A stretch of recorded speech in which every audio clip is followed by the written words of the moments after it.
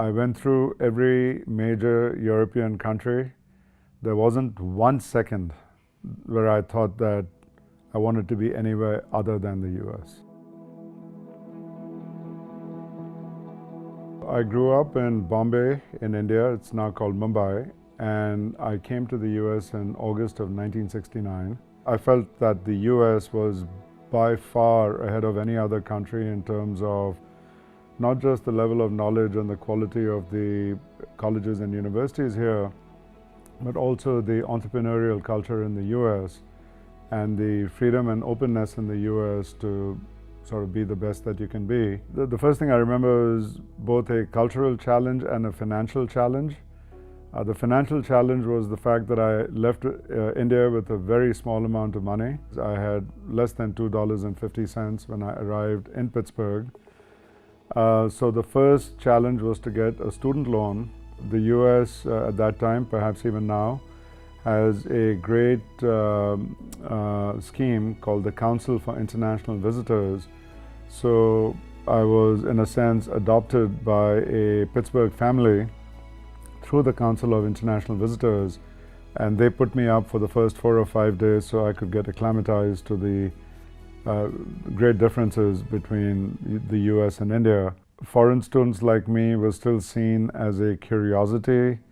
The universities themselves were getting their first experience with what this batch of international students could actually achieve, either academically or in business. It was both more difficult and more exciting because we kind of thought ourselves, subconsciously anyway, as trailblazers. My ability to make the first US dollar was probably more difficult than that of many because I've never worked for an employer.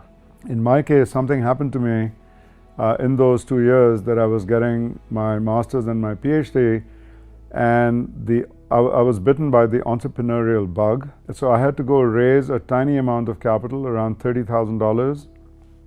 That was the first capital that went into my first company. It was very difficult to raise, naturally, because I had no track record as an entrepreneur. You know, I had only come to the US a few years earlier. But from that, I began to get a paycheck, which, if I remember right, was about $1,000 a month. But it felt great because it was my own company paying me. And it was about 3 or 4 years into that company that it just felt like the US was home. It wasn't always an easy ride. In fact, it was rarely an easy ride.